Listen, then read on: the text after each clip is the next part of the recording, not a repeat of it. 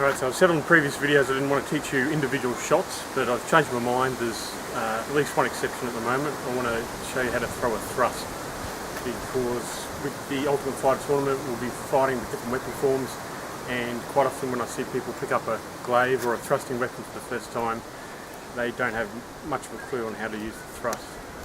Quite often I see people just gripping it and shoveling like this, which only gives you an effective range of 1 or 2 foot, which is not utilising the thrust to its full extent.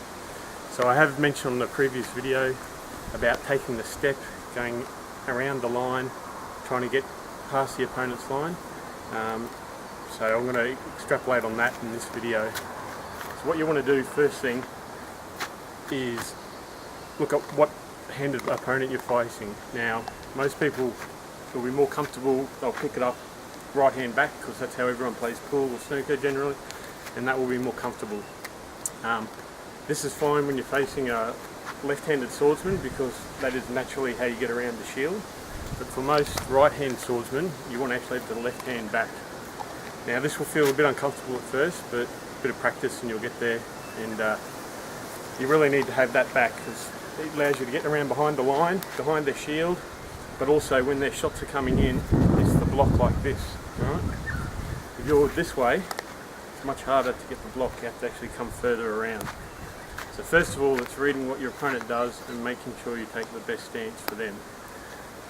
So once you do that, you want to make sure you're well centered, knees slightly bent, and I generally hold the glaive just off from the edge, about halfway up, and sit like here. Okay, so I can easily rotate my body around to adjust the line. I don't have to move my arms. I'm not going to get my arms tired from moving around too much. I can address the line just by facing the person, because I've got it in here close to my stomach. That's the first thing. Second one, when you're throwing the shot, you don't want to keep your hand stationary on the glaive. You want it to be able to move through your hands. Okay. Now, what this allows you to do, instead of only having a 2 foot range, you have a much longer range. The downside to all of this is the further you'll get away from yourself, the less control you have. So the thrust is a very quick, very decisive move, but it lacks a lot of control. You basically need to pick your gap, shoot for the gap, and hope they don't block it out of the way. Okay? So you can use things like feints and stuff like that to try and get through their defence, but if they've got good line and a good defence, they can easily block the thrust. So that's typically why you want to use your timing. So it's not just speed. You might start off being really quick and being able to just shoot them straight in there, but eventually people get quick enough and good enough to stop you, so you may need to slow that down or adjust the timing so that you can get through those gaps. That's the best way of getting in. Straight snap, get the timing right. Straight thrust, sorry, get the timing right, and you've got the kill. The other one is to use the line, similar to what I mentioned in the previous video, and that's stepping around to the side or getting the other person out of position so that you can get in behind their defences. Both of those two, timing and line, will mean that your lack of control isn't an issue.